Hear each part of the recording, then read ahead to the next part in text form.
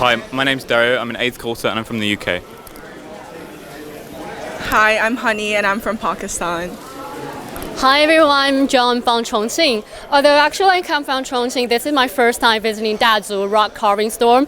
And today I feel a lot of feelings and emotions here. For example, the stories in Professor Lu Yang's lecture are now unfolding in front of me. And from the stock buildings, I could see the industrial and intelligent people, our forefathers in Chongqing and Sichuan, they were carving the stocks with very simple tools. That's amazing, right? And so, Honey and Dario, what is your feeling?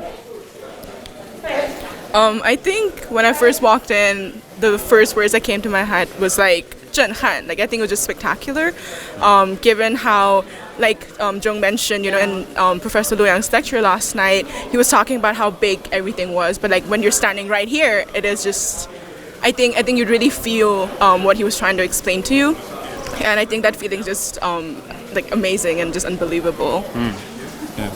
Yeah, going off that, I think certainly my first impression was that it is beautiful. But I think what impresses me more is kind of the sense you get of the religious kind of lives that people had in the past and how we're connected to that here. Because by seeing all these sculptures that have been sculpted for people's comfort and inspiration and kind of motivation and in their happiness and their sorrow, you really kind of get a sense of the deep impression that Buddhism left on people's lives in the past. Yeah. So Dario and Honey, you come from different countries, so I'm quite interested. Do you have the similar experiences or similar cultures in your country or in any regions you have visited?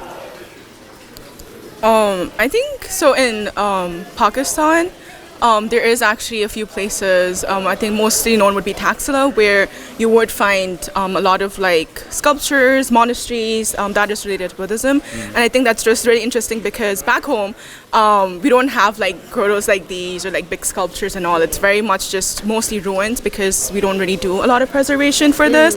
So I think even though we do have similar historical religious origin and roots and all, it's just very different seeing how things are preserved in both the countries. Yeah, I think in a similar way in the UK, these kind of outdoor large devotional sculptures don't really exist. But I think maybe the closest thing I could say would be so over religious buildings, especially like Gothics and medieval religious buildings, there's often kind of small carvings, especially over doorways, maybe of saints or Bible scenes.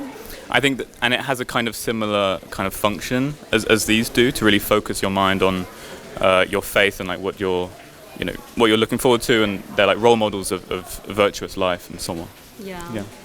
So I do have similar experiences. Like this year I have visited Qinghai province. There is a Kabal monastery, and in that Kabal monastery, that is a very repository of the Tibetan culture and then Buddhist culture, statues, artifacts, things like that. But they are all statues. However, the difference is that today in Dazu, it's made of rock and this kind of carvings. However, in that Kabal monastery, this kind of sculptures, Buddhist statues are made from butter. And guys, butter are easy to melt. So this caveman, they have to make these tattoos in the cold water, so that is very hard. And I really appreciate this kind of artifacts, art, and the sentiments behind this researchers, founders, conservators in every location like this. Yeah. So we're very happy to be here. Thank you, guys. Thank you.